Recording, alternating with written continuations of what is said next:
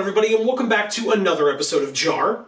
JaAR, for those of you that may be new, stands for Joe. And Amy. Review. This is our weekly show where we review the Magic stories. And sometimes it's not weekly because we have other things going on. Sometimes it's not weekly because the story page doesn't work. But we are here regardless. No excuses. We are here to continue our review of the Battle for Zendikar / Oath of the Gatewatch stories, which we were inspired to go do based on our most recent return to Zendikar in Zendikar Rising.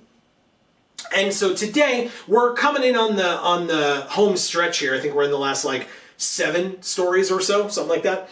But we are here for The Blight We Were Born For by Ken Troop. What a sick title. It's very good. Oh my god. And onto our quick review at the top. What a sick story. Go read this story. Stop what you're doing right now. I don't care what it is. And go read this story. We helped you out because, again, the story page wasn't working at the time that we were watching this, or at the time that we tried to read it.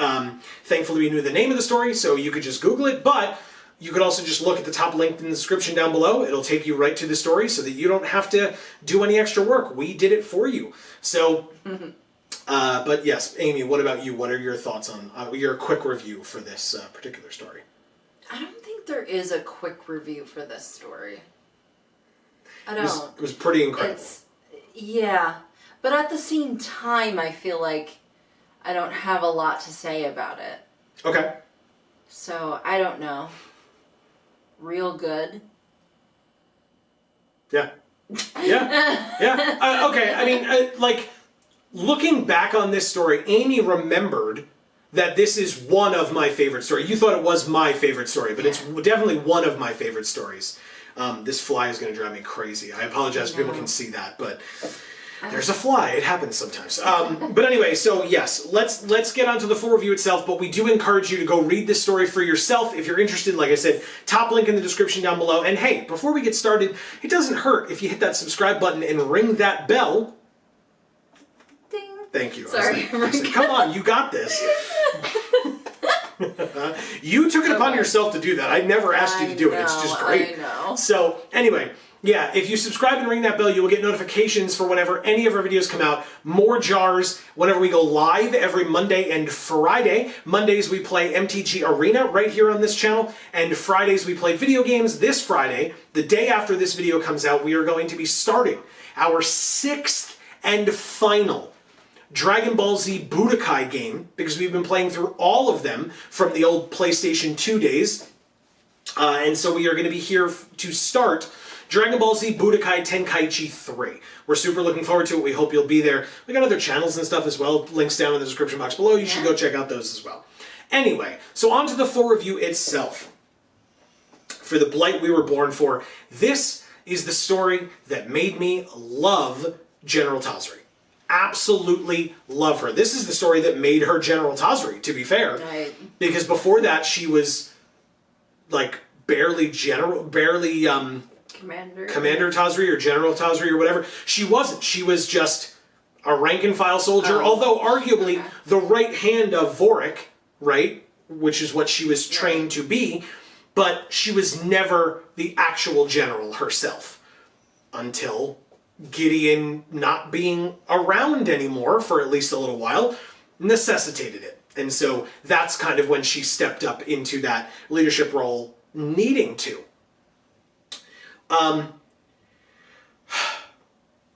Tazri, they kind of say Gideon is defeated. So the last story that we did 2 weeks ago showed us Gideon losing at the hands of Obnixilis, as did Nissa, as did Jace, as did Chandra, all of these planeswalkers. Zendikar as a whole. Yeah, basically, yeah. Yeah, Obnixilis got what he wanted and messed up everybody. So, we remember where, now, we remember where they're gonna end up, but as of this point in the story, if you were reading this live or going along with the Magic Story team or whatever, you would have no idea where these characters are now, because Tazri and the other denizens of Zendikar haven't seen Gideon, their leader. So Tazri ends up having to step up, but that, again, that's kind of the whole story. And this is when there were the insight into Tazri as a character is phenomenally done here. And it starts with like walloping you over the head, because something that you, I think, keyed in on was when she is thinking to herself, because they start with Ulamog being captured thanks to Gideon's plan. And she thinks to herself, wow, Gideon or Vorik was right to make Gideon the commander general over me. And like I said, I felt like you keyed into that. Yeah, and I was like, that's not what that means. Right. Just because his plan worked doesn't mean that yours was bad, you know, or that you wouldn't have been good. And not to say that his decision was wrong in picking Gideon either. Sure. It just that that's not the instance that makes him right. Sure. Sure.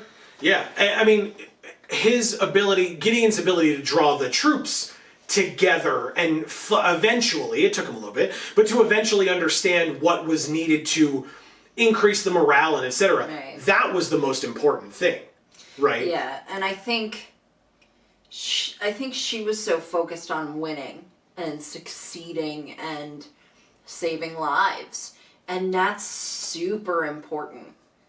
But when you're facing an enemy that is so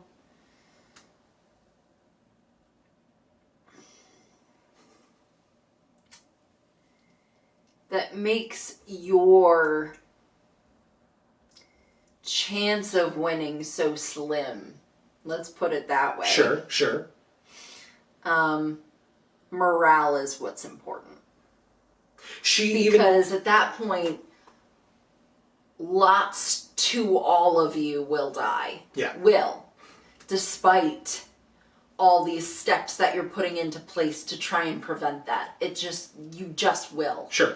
And so what's important is making sure that the people who are alive have the will to stay alive. You know? Yeah, I mean, she says at one point kind of to herself. So the story says at one point that one of the best things that a leader can do for her troops is to like give them, I'm bastardizing the quote slightly, but is to give them like misplaced confidence in themselves, basically. So even if you have no business being confident about some type of confrontation, if your leader makes you think that you can do it even when everyone knows that they can't, that's the sign of a good leader. Because you need to have your morale up. There are certain situations where that's all you got. Because otherwise, if you actually sat for a minute and looked at the situation that you were about to enter, you'd curl up into the fetal position or run in the other direction. Like... Yeah, you would legitimately just say, this is hopeless. Yeah. Yeah. I did the math. You know, anyone would be able to see it. Right. I worked through scenarios in my head. And, you know, it's a Doctor Strange thing, you know, where he's sitting there and, you know, how many of those do we win or whatever? Right. One. You know. Out of 14 million plus. Yeah. Right. Yeah. So, well, the one is the one where you know that there's one where you can win. Right? Yep.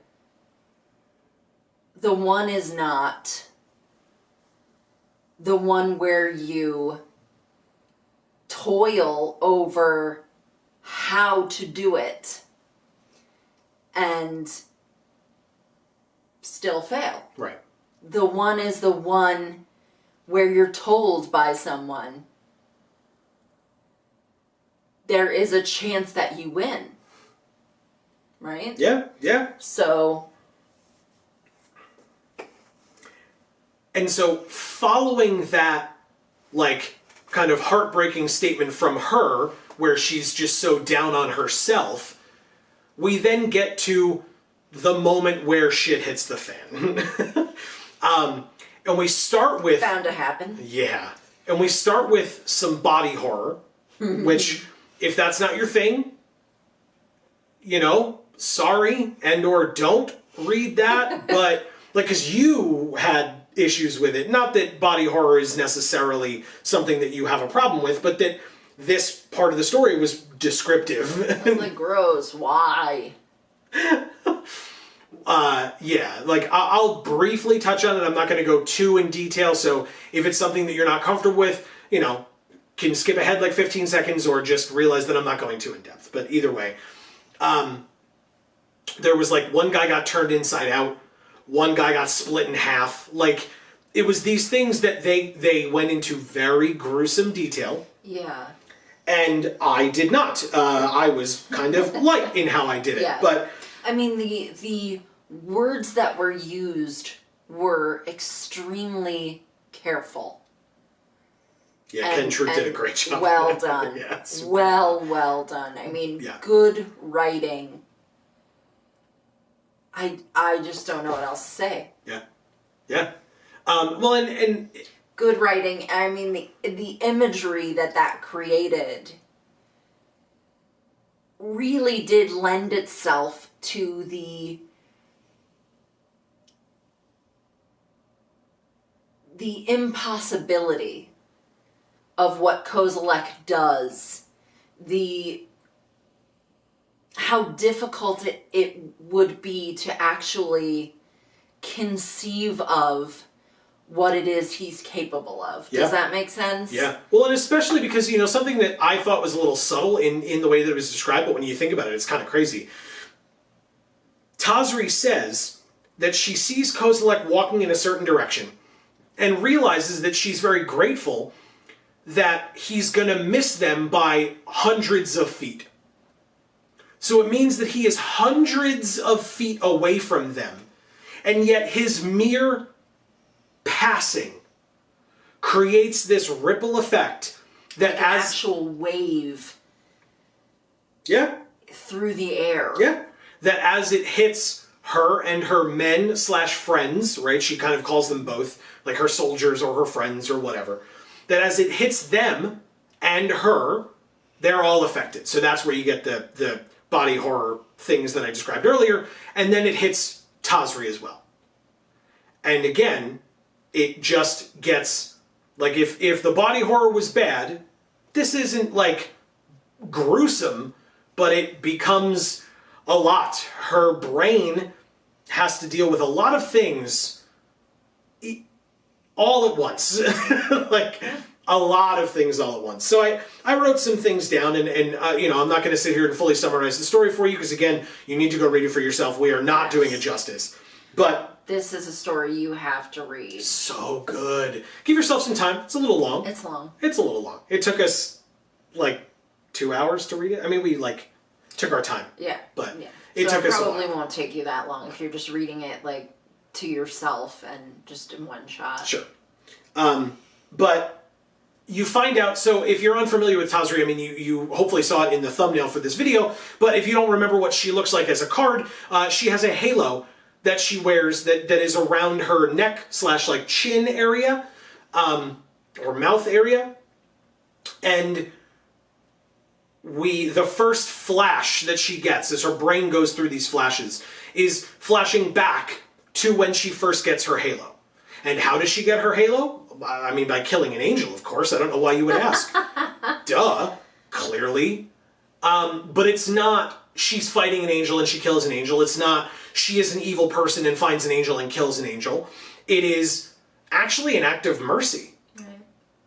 Where there was an angel suffering at the hands of vampires. Now, they didn't make it perfectly clear, but it seemed like these vampires were torturing her and feeding off of her, but using their own medics to keep her alive in between these torture feeding sessions, whatever you want to call them.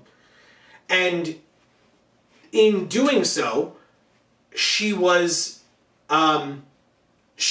dying. She had ended up, she being the angel, excuse me, because between Tazri and the angel, she, the angel, had gotten to a point where she had killed 9 vampires. And to give you a general idea of what that means, Tazri mentioned that she fought a vampire once, And the only reason that she didn't die at the hands of fighting that vampire was because it was 4-on-1. And that 4-on-1, Tazri and 3 others versus this vampire, she was able to stop the vampire or kill the vampire. This one angel, on the other hand, killed 9 vampires and arguably almost died in the process. She was very much bleeding. There were some, again, more body horror stuff in terms of what they had done to her, etc.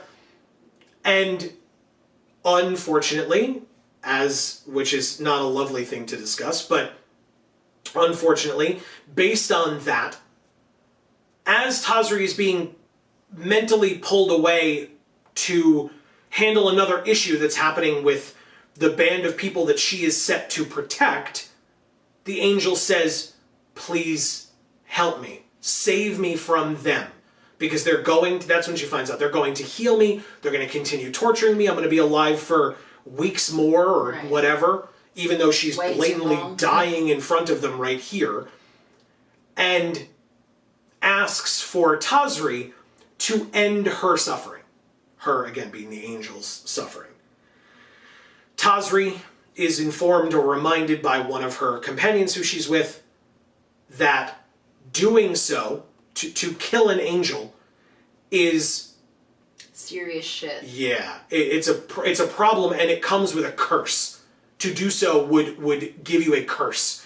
That the angel even looks to Tazri and apologizes and says, I cannot stop that from happening. Right. So in other words, it's like, if you decide to do this, please decide to do this. Right. It's gonna fuck with you. Yeah. It's gonna curse you, and there's need this. Right, and there's nothing I can do about it. Right. Which is awful. That sucks. Yeah. And so Tazri makes the tough decision and does it. And I think, in fact, leaves her sword behind in doing so. Right? Because now she uses a mace. And so she ended up, like, kind of after having desecrated it or whatever you want to call it, she just left her sword in the angel, leaving the angel behind, whatever. The angel comes back later, but she kills that angel, and that's where she gets that halo from that she wears. But it comes with a price. We don't fully understand it at first, and they describe it as time goes on. The price is the Beyonce song. No. I actually like that. Oh, okay. I lose track of. There are certain ones that you like and certain ones that you don't like. I wanted to. So there you go. And so then you have another flash, right? Because this is just happening. She's flashing back to all these memories. Spoilers, she'll also flash forward later. But she's flashing back to all these memories. And so she flashes back to meeting Commander Vorik for the first time. And him choosing her and basically saying, like, you were one of the best. What happened to you? Kind of an interview. Why are you here? And she kind of thinks, and we kind of learn some of what happened to her with the lack of dreams and the lack of emotions and all these other things that she is suffering with now that she has killed this angel and is suffering these consequences for having done so. Flashing more, again, I don't want to summarize the whole story, but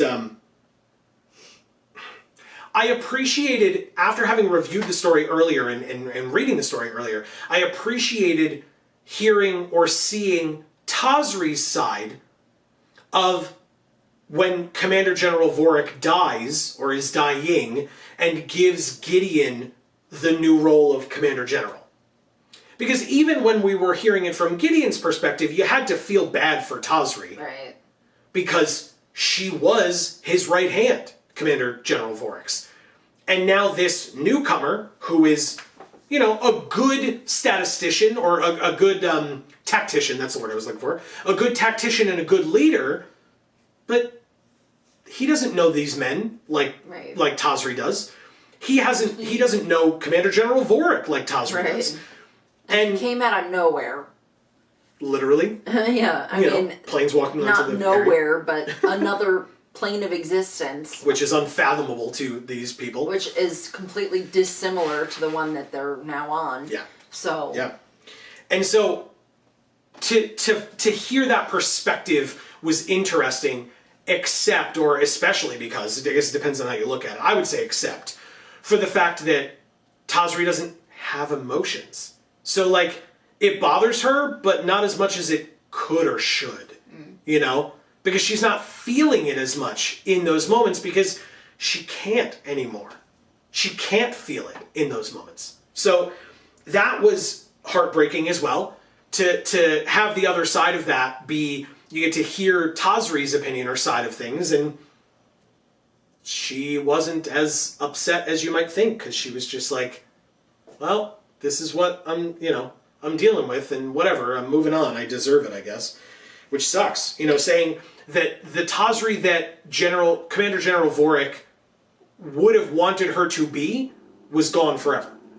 And so then we get to what I found to be the most fascinating part of all of this. Those were flashbacks. But one of the things that they mention when they talk about the wave going over Tazri, did you want to talk more about the Vorik stuff, by the way, before I go on? I mean, I have lines and stuff that you wrote down. Not yet. They're on the next page. Okay. Yeah. I mean, we already talked about those topics, so that's why. Oh well, the lines haven't come up yet in terms of what we're getting to, but so when one of the things that was talked about with Tazri is flashing to the past, but also to the future. And I find it very interesting because it turns out it's not the future. Again, spoilers, but it's Tazri's possible future. Mm-hmm. And so it talks about there's a moment where Tazri is kind of back in the present, arguably, where she like comes out of the flashes back and is now calling Kozilek her master. It's like kind of similar to what was happening with Kiora or like the other merfolk, where right. The other merfolk had looked up at, I forget his name and I could look back, but regardless, go watch our other videos on it like 3 weeks ago. Or 3 videos ago. But he looked up at Kozilek and then was controlled by Kozilek and tried to kill Kiora. And Kiora in response kills him, and then he is broken from the trance and kind of looks to Kiora like, why'd you do that? And then she kind of disposes of him or whatever. But Tazri is talking about the fact that Kozilek is her master. She's talking about the fact that Gideon is dead that the Planeswalkers are dead. Jace, Nissa, Chandra. All of them. Dead. And she's pleased to see that has occurred because it's at the hands of her master and he is great. She's like chuckling evilly at seeing their lifeless bodies. Oh, and this was the gruesomeness. Was again more body horror stuff. Spoilers or heads up on that. This was the gruesome part that you kind of like. You were like, oh God, stop talking about it, because Kozilek. I'm describing it, so skip ahead 15 seconds or whatever. Kozilek picks up Gideon and pops him. Just squeezes him until he pops, and then drops him on the ground, and Tazri cackles at that. And then Kozilek waves his hand, time reverses, Gideon is alive again, and remembers what happened to him. And then Kozilek picks him up, and does it again.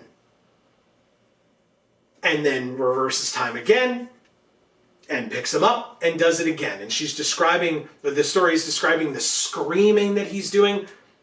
All of it is brutal. It is brutal. Endless torture. It's insane.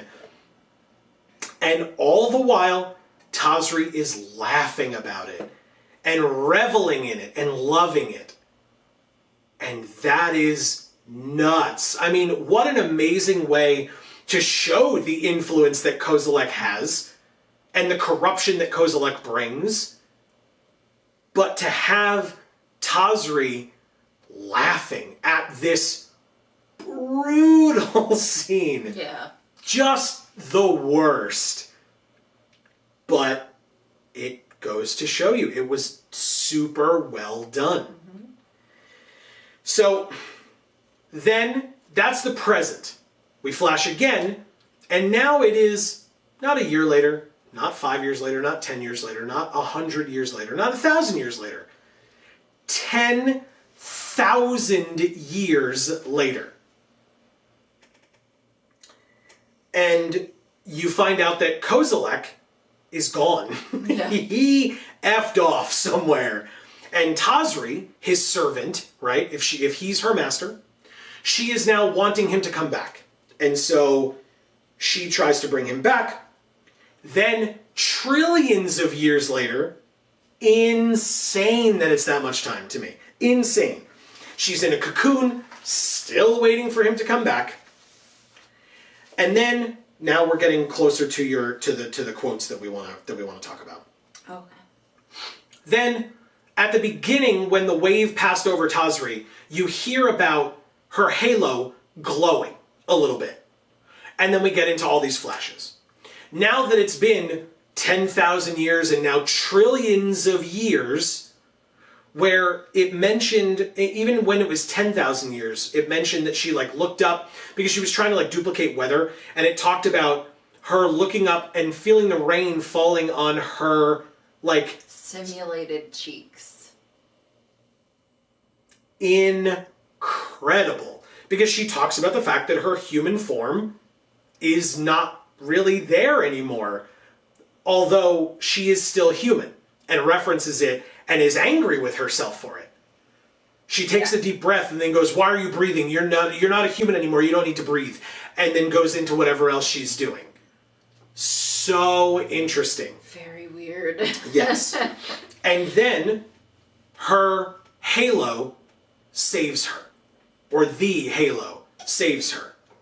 She meets with the angel, and the angel helps to pull her out of what she just went through to bring her back to the real present. Not the Kozilek is my master present, but the real present. And one of the lines that got me, I didn't quote it here, your quotes are coming up in a moment. The line that I wrote down that I talk about that got me was where the angel tells her, "It's okay. You've lived so long and suffered with the curse of killing me for so long. You're forgiven now." And Tazri gets upset. Yeah. And says, "I willingly made that sacrifice for you. Don't take that away from me now. I did it willingly. And I deserve what I got." And that's when the angel says... A load of crap. Yeah. But that's when the angel says, "You have served your time," right? You did your time for that. You had the curse for that. It's time for that to go away. That emptiness that Kozilek was able to fill, that you've been searching for a way to fill. That's gone now. And you're forgiven. And Tazri says, "I don't want your forgiveness," or again, it's something to this effect. "I don't want your forgiveness," or "I don't deserve your forgiveness." And the angel says, "It's not my forgiveness. It's yours." And I loved that. I thought that was so powerful. And so, the line here that you wanted to talk about, time and space are meager domains compared to the kingdoms of love and mercy. Yeah. So going back to the line that you just mentioned. Yes. Or I guess a ways back now. To make this story relate yet again to the through line of trauma that we've seen all of these stories sort of fall onto. Hell yeah. In their own way. To kind of shine individual lights on individuals, apostrophe at the end of that S, experiences in terms of trauma.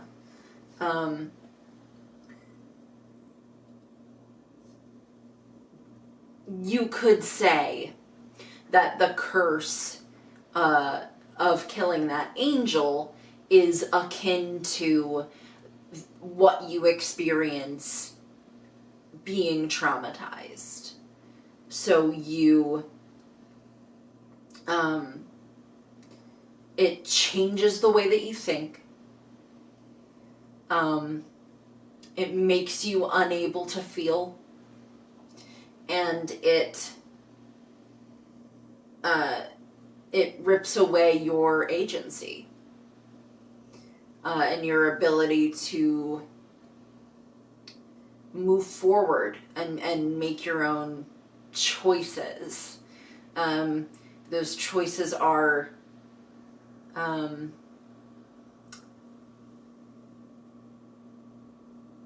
harder to make or unable to be made because of what happened to you. And so her being in that cocoon is that lack of movement, that lack of propellant moving forward. Time is passing around her, and she's just circulating on those same detrimental thoughts over and over and over again, instead of being able to break that cycle, get out of it, and be the person that she ought to be.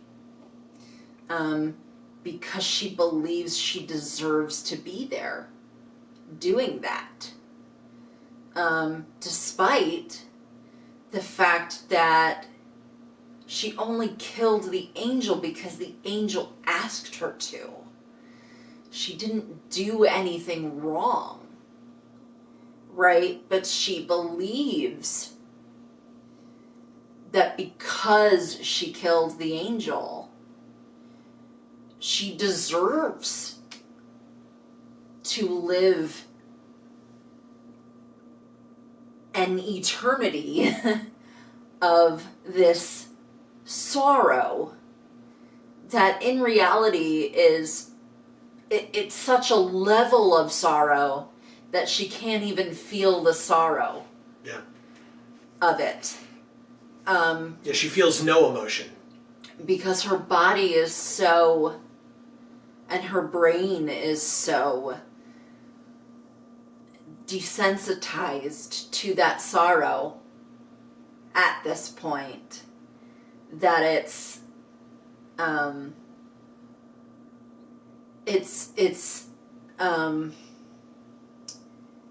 like a dirty, diseased floodwater that just encompasses the timeline of her life. That she can't step out of. It's just always there. So yeah, I mean, that so closely mirrors a sort of another facet of what it means to experience trauma and try to live after that. And I really love that that was a through line in all of these stories, because every single story was so unique in its own way of depicting that. Sure. And like I said, really showing each individual person's trauma experience and life experience after trauma, in a way that really shows how diverse that can be in reality, right? It's not one thing. Trauma is not one thing. It's not caused by one experience. not everyone who experiences it anywhere near the same way necessarily. But the things that it does to you,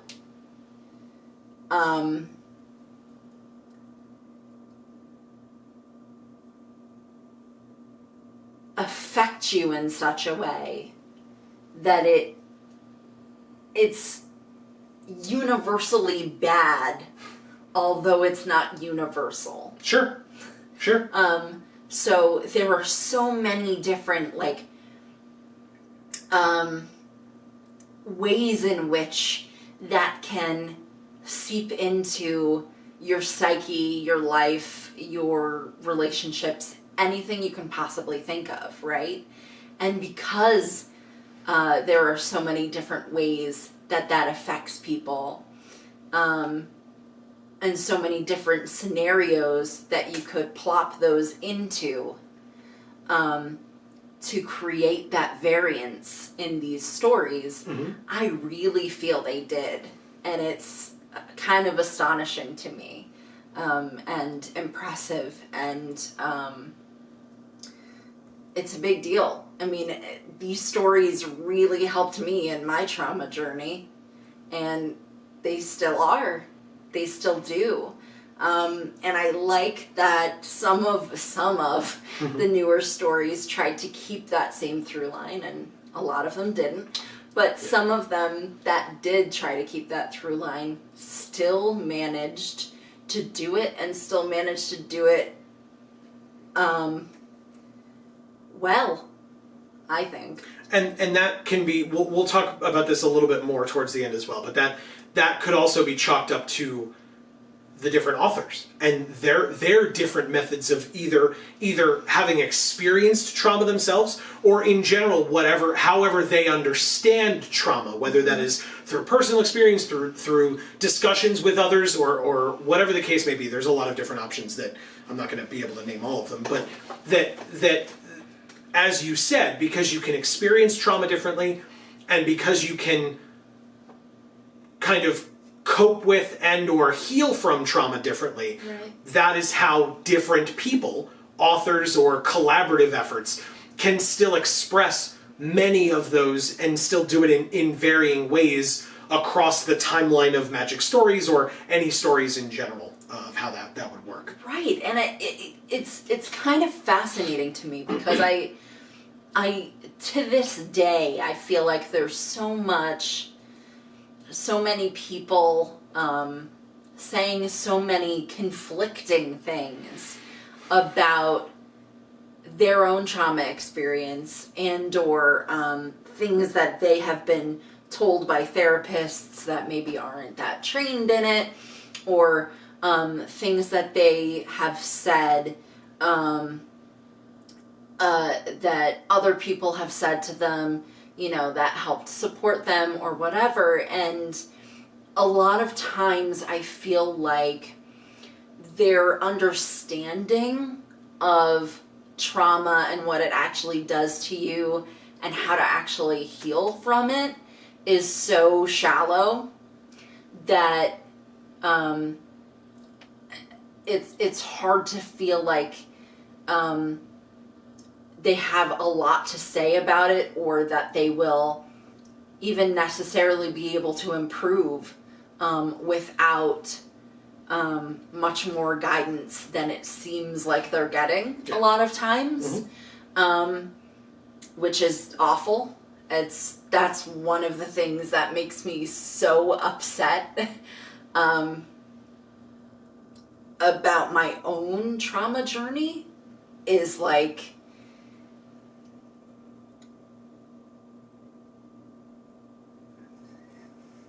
how do I say this? Knowing how vast an amount of people are affected by it, and not knowing how to help. Sure. Is rough. But anyway, to get back to the line, you know, one of the things that you learn when you do trauma work is how important compassion is to doing that trauma work. You need to apply compassion to yourself in order to get through it. So that love and mercy, that I'll read the line again because it was ways back, but time and space are meager domains compared to the kingdom of love and mercy. So I feel like some religious people could look at that and say, oh, it's like a God or a paradise or heaven kind of correlation there. But for me, from a trauma survivor standpoint, which is where I think a majority of these stories, if not all of them, at least back then, which is the stories that we're reading now. It's never been confusing, not once. Don't worry. Never.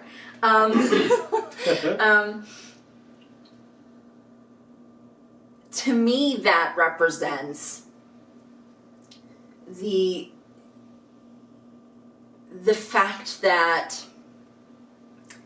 the sort of minutia that we spend so much time focused on is so much less impactful and important and something to spend all that time and energy on than the reality that you need to come to realize, which is that the mistakes that you have made, the flaws that you have, are a fallacy. It's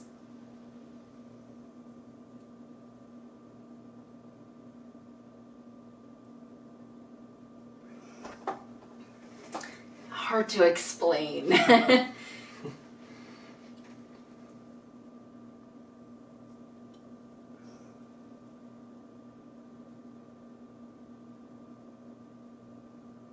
Learning to love yourself not in spite of those things, but all-encompassingly.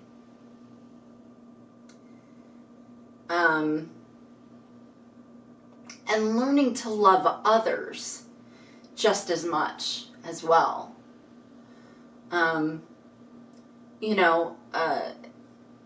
Not passing those judgments that you can go to in your mind, those criticisms that don't need to be there. They just don't. They're not real. You don't need to have those criticisms and those judgments for yourself, and you don't need to have them for others either.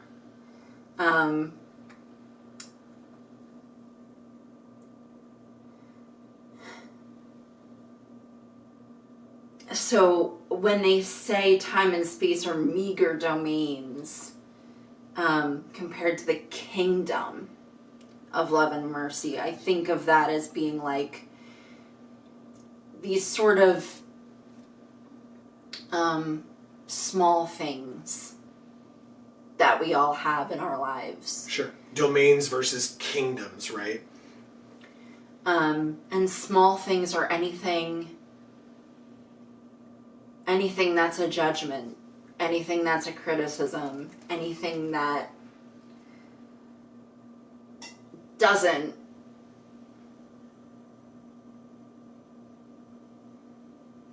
anything that you have to leave that kingdom of love and mercy in order to feel or think or say.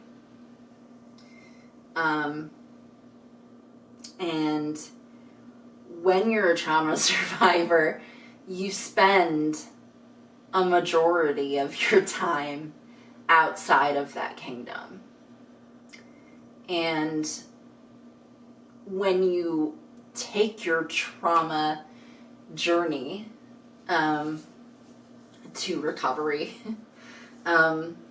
you start to be able to look in on that kingdom, even if you're not there yet. Like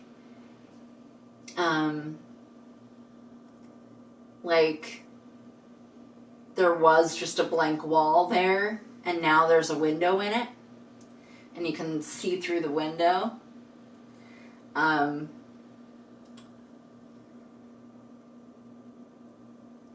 But where you're living is such a small piece.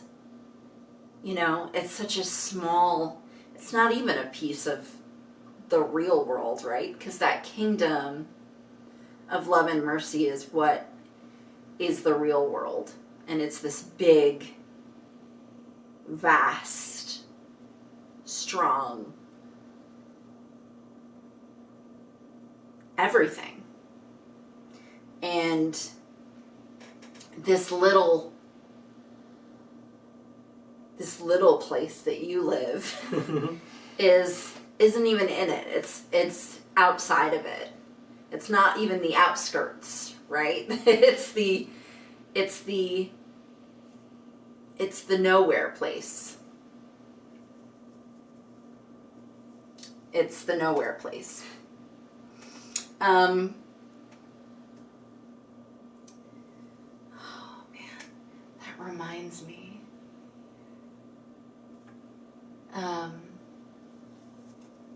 I just said nowhere place, and it reminded me of one of the times I was in therapy, and I spoke to what it's like to go back to that place in your mind, right? And I referred to it to my therapist. I'm trying to think of it. It's really similar to that.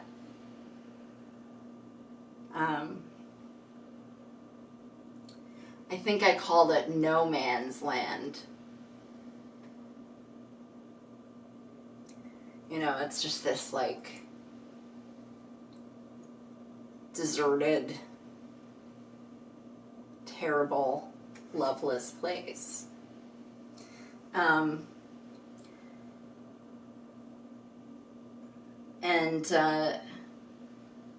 the other line that I wanted him to write down was Kozilek upsets all equilibrium. And I wanted to write that one down because in this story, Kozilek represented trauma just as much as killing that angel did. Sure, absolutely. Right? And so that's why Kozilek just instantaneously could just completely affect and destroy everyone in his wake. And distort, right? Even.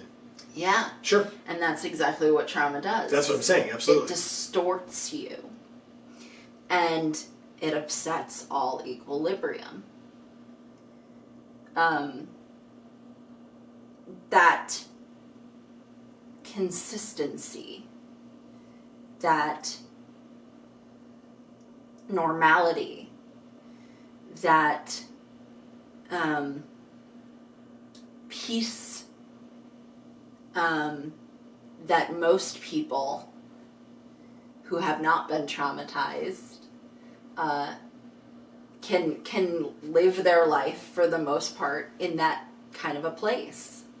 And people who have been traumatized don't get to, right? Because we're always in some other state. You know, we're always in fight or flight, or we're always dissociating from the world. So those years and years and years that she spent in a cocoon, those years and years and years that she spent feeling nothing, you know, that was dissociation. And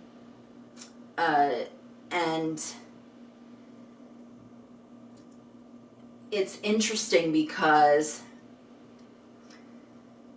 in order to get out of dissociation, you have to go through fight or flight to get back to that equilibrium. Because it's a graph, essentially. It's a line. You're in dissociation, and to come out of it, you have to come down through fight or flight in order to get to equilibrium, which is at the bottom. And when she comes back from this alternate universe that she was in for millions of years or whatever the hell it was. Trillions of years, aka a few seconds. Maybe a few minutes. Like So when she comes back, she is instantaneously put back into that extremely stressful situation. Fight or flight. Now she's a fighter. And after that experience, she was absolutely going to fight because she had, as you put it, faith. Right. To do it. Right.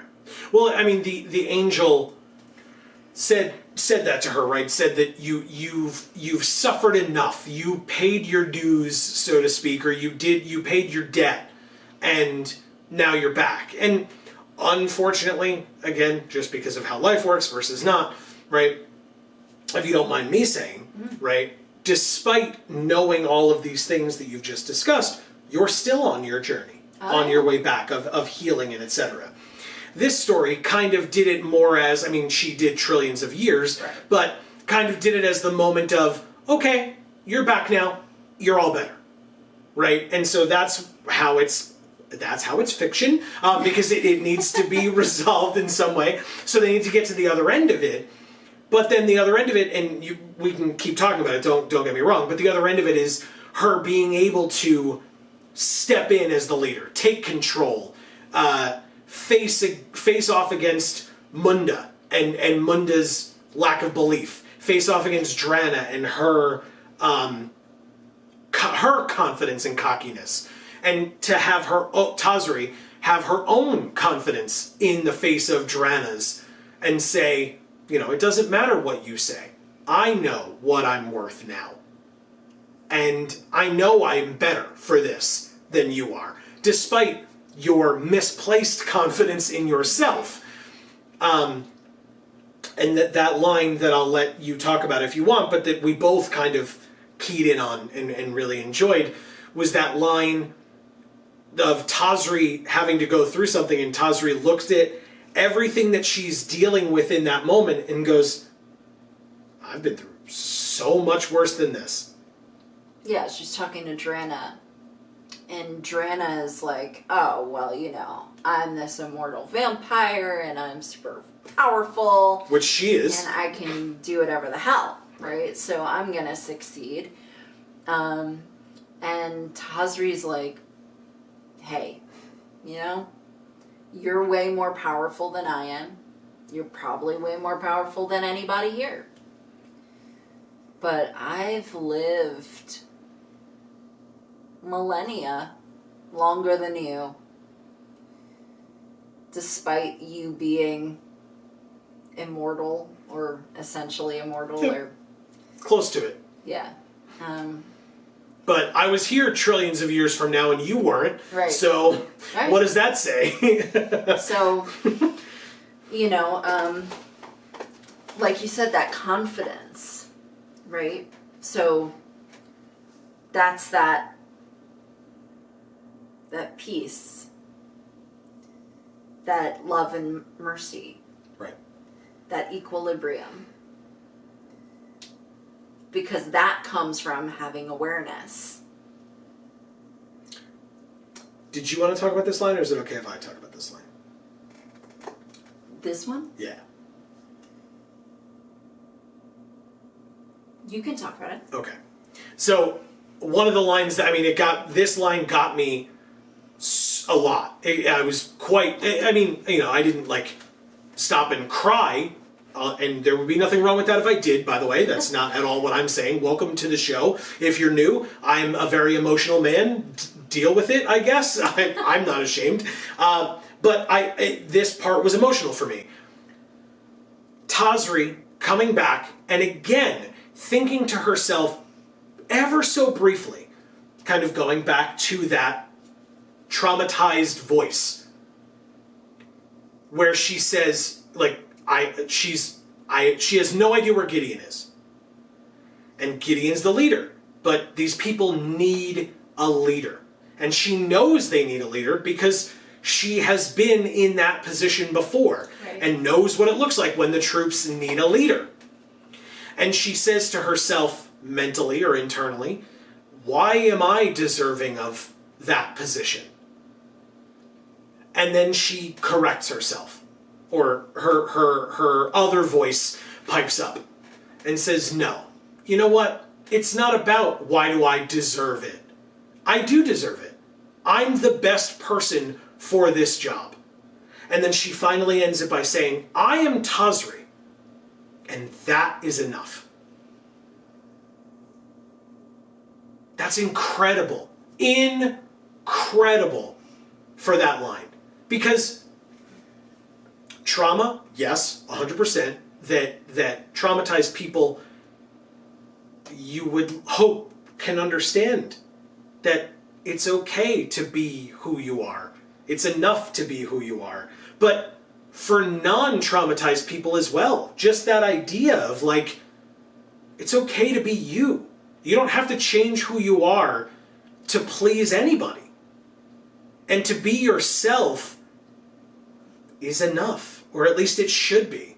And if it's not, and you have the opportunity to seek out places where it can be, that should be, ideally, that should be the goal.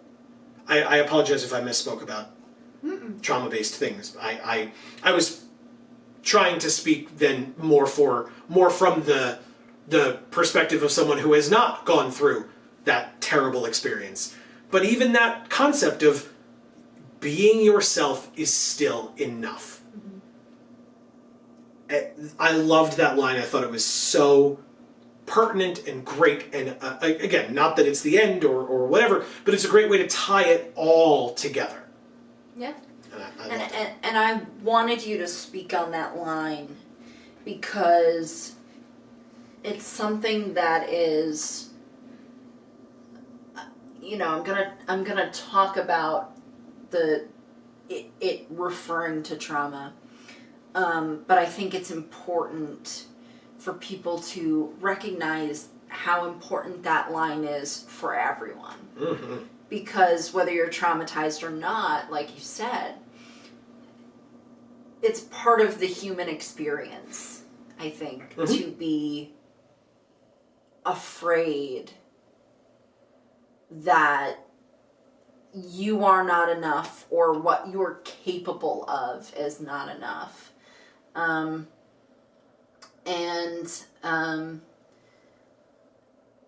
Unfortunately, maybe it's more of like the modern world human experience, okay, as opposed to like a human experience that has always been.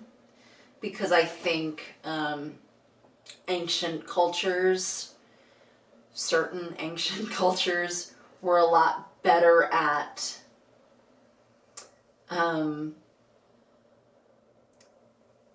allowing people to contribute to their communities in the ways that suited them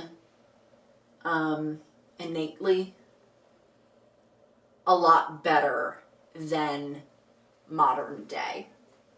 But I think you could say, so I am saying that I think that line is very representative of the human experience overall. And I think that maybe it means a little bit of a different thing to each person, but that it's no less important for any person. Okay. If that makes sense. Sure. So, I mean, for how it relates to trauma, you know, it's just, if you've been traumatized, and even if you haven't, I think you can probably understand how important it is to think that or to feel that. And, you know, that is that love and mercy and equilibrium. It's that awareness of knowing that you're enough, you know, and that's something that's hard when you are on the healing trauma journey. It's hard to look at everything that's happened to you and everything that you've done to try and help yourself get out of it.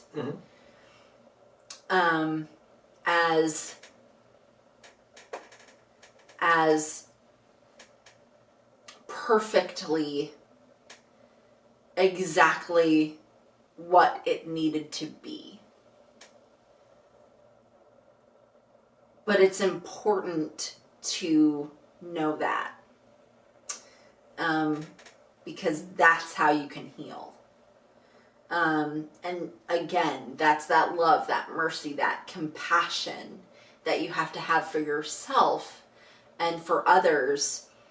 And it's not about forgiving or condoning the actions of your abusers or anything like that. It's really not. It's about having understanding for the reasons why people would do those things, and understanding that you can break free from that cycle. You don't have to become an abuser yourself just because you were abused. That distortion, that Kozilek distortion, doesn't have to perpetuate that cycle of reversing time and killing Gideon again. And laughing about it. And laughing about it. Yeah. You can apply that understanding of, okay, I was abused by you because you were abused by Kozilek. And so I don't have to do that as well, right? Kozilek got in my head and fucked with it. But I can still fix it.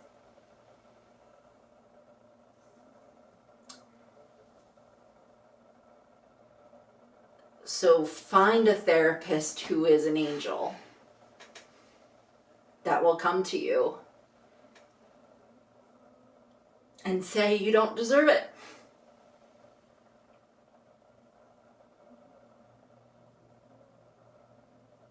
And help you to forgive yourself as much as give you forgiveness in general. That, you know, you don't need it from them, but you need it from yourself. Yeah. And that's the only forgiveness that matters. You don't need to forgive them. You don't need them to forgive you. You don't need anyone else to forgive you for anything that you've done. Just move forward and forgive yourself for what you've done, knowing it may or may not have been shitty. And say to yourself, it was just Kozilek distortion. I'm going to get out of the cocoon. I'm going to believe the angel when she says, nah, get back in there. and work. Right. Fight. Because you can. You know how to now. You spent so long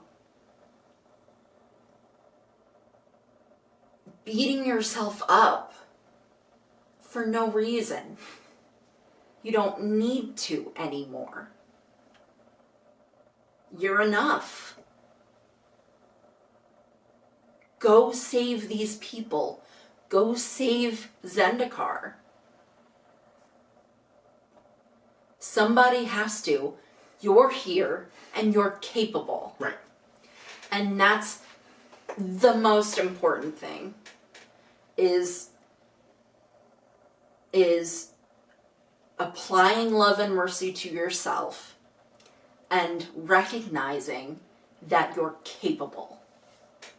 You know, I can't tell you how long, how much time was spent with my therapist teaching me my capabilities.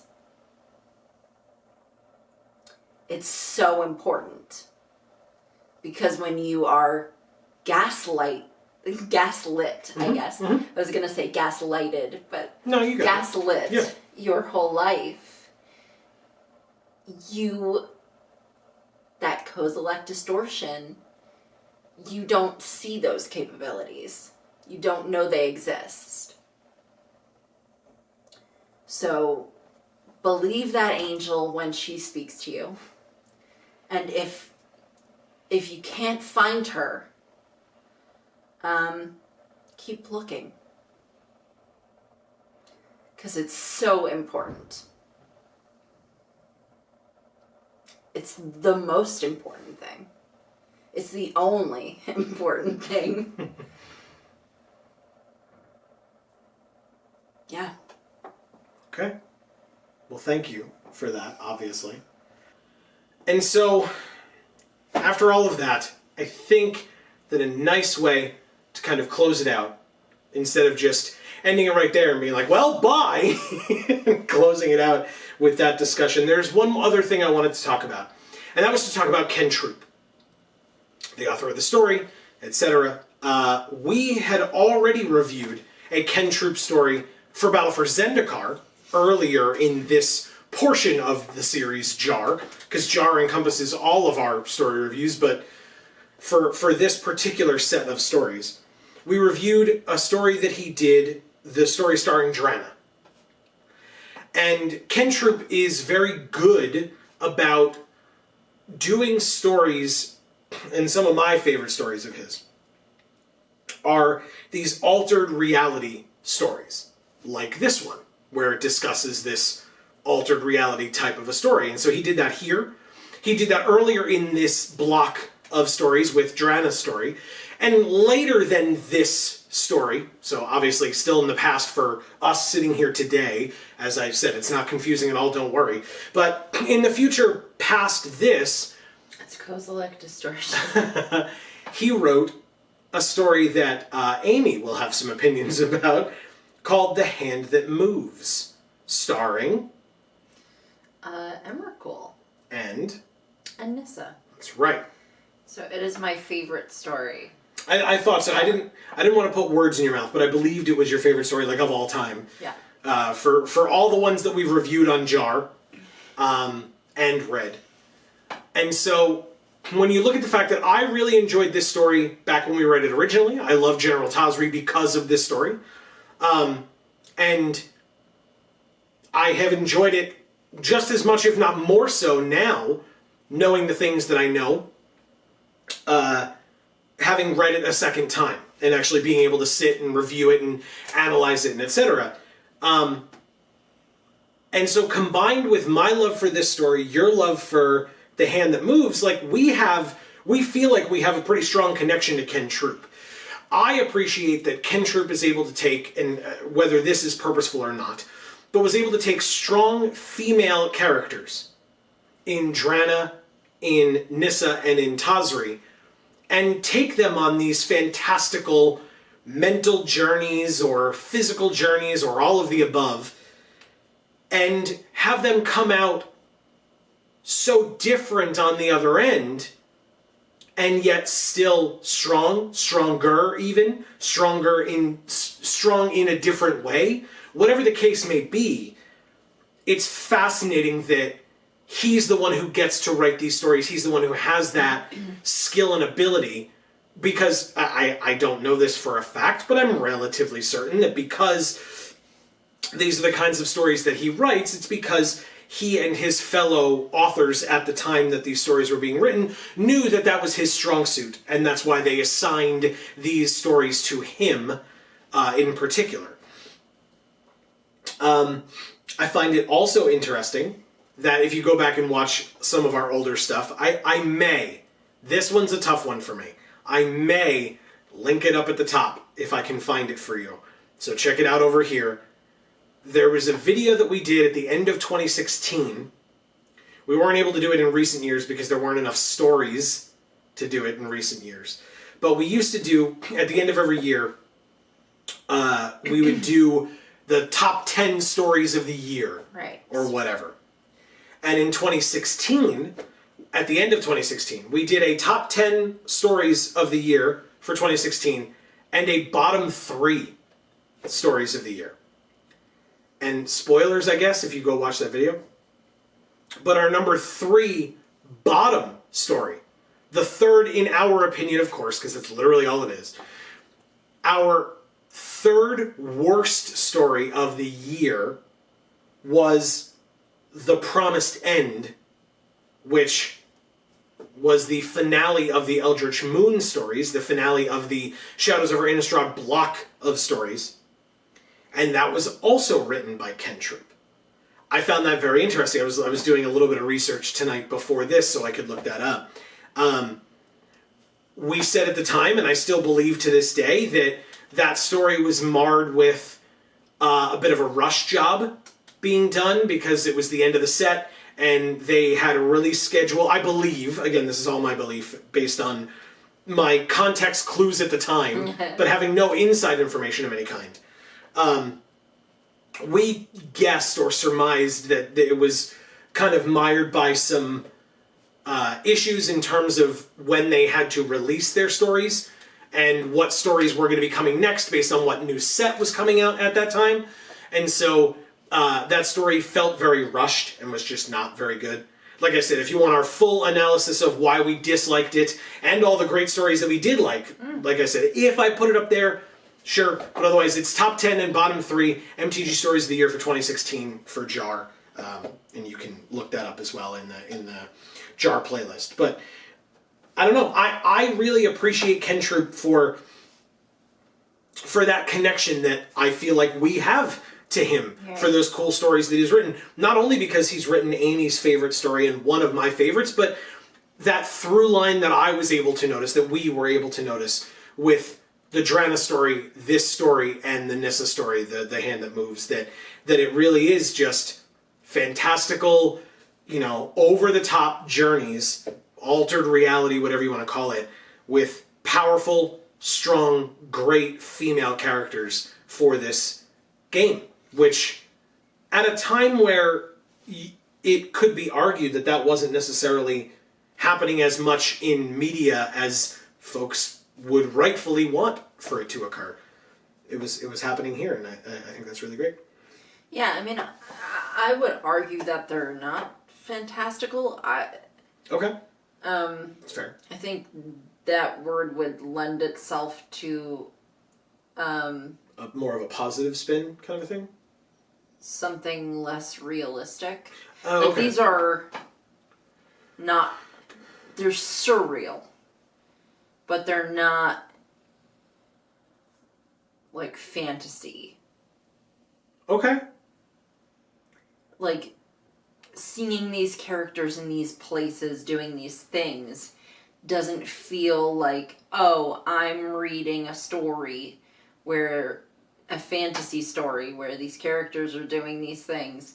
Like, it's relatable even though it's something that would never happen, could never happen to you. Okay.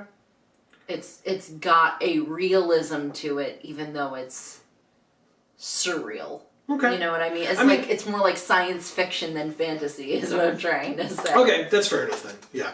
I was going to say, I agree with you, but I still think you could call it, but if you're saying that you think it's more akin to science fiction, I can concede that. That's fair. Okay. So, hey, listen, y'all. First of all, did you have anything else, or you're good? Listen, this was a hell of a video, first of all. So thank you all for sticking it out this far, if you did. Give yourself a shout out in the comments. But also, any opinions that you might have, any questions that you might have on anything that... I don't want to speak for you. Yeah, I mean, I could leave some trauma resources in the comments, but I think it would just be better if people want to ask questions or anything like that. There's the forum of the comments section, or we can... I don't know. I don't know that it makes sense to just like leave random resources in the description. Yeah. But that's a little too like that could be anything at that point. But I will say, with what Amy talked about, if anything that she mentioned rings true to you, there is never shame in seeking help. And you should do so.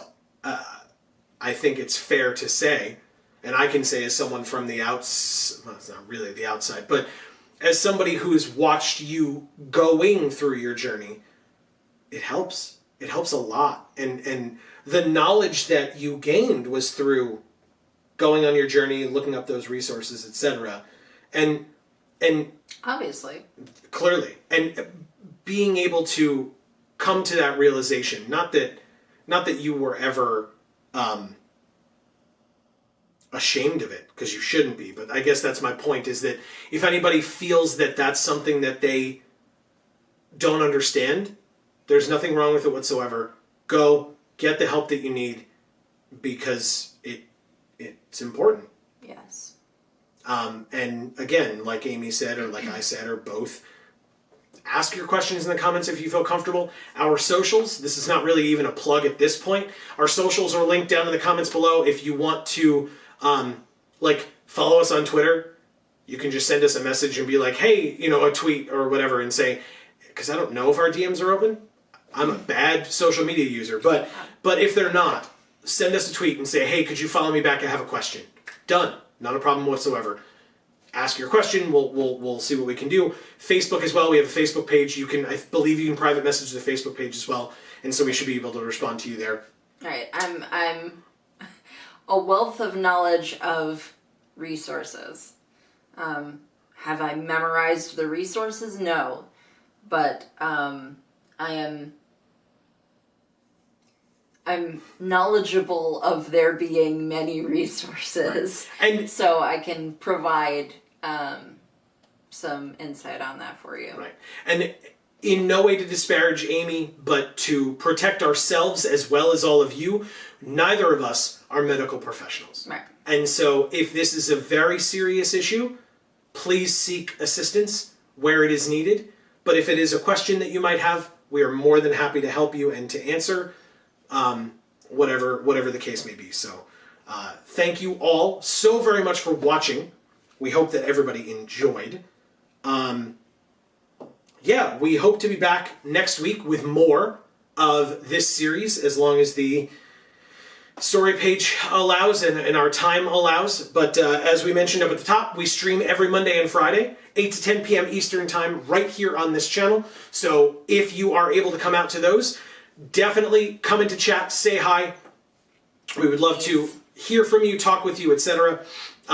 We have videos that come out every week on this channel. We are opening some of these, the Dungeons & Dragons Adventures in the Forgotten Realms pre-release packs. We have been opening those. We have Video Games for All, has 3 videos a week coming out, as well as the VOD from our Friday streams. So check those out as well. Any and all links that you might need down in the description box below. So that, I think, is a fine place to end this long video. Thank you for joining us. Please don't forget that when you read these stories, when you make these connections, even with these specific authors, and find that, you know what, Ken Troop style, we like it, we like these stories, we like the science fiction-like journeys that the characters go on. Being able to connect in that way is a really good way for you to join us as we all show off our... #Vorthos Pride. That's right. We hope that you enjoyed this story. We hope that you appreciated the discussion. I know I did. No matter what things I've heard from Amy before, it's always nice to hear new things and reiterated old things. I appreciate that information for myself as well. And so thank you, as I said before, again, for doing that. And thank you to all of you for joining, for commenting, for watching. If you want to leave a like on the video as well, I don't ask for that often, but hey, it helps a lot. Sharing as well. If you know somebody that would appreciate the information as well, share it along.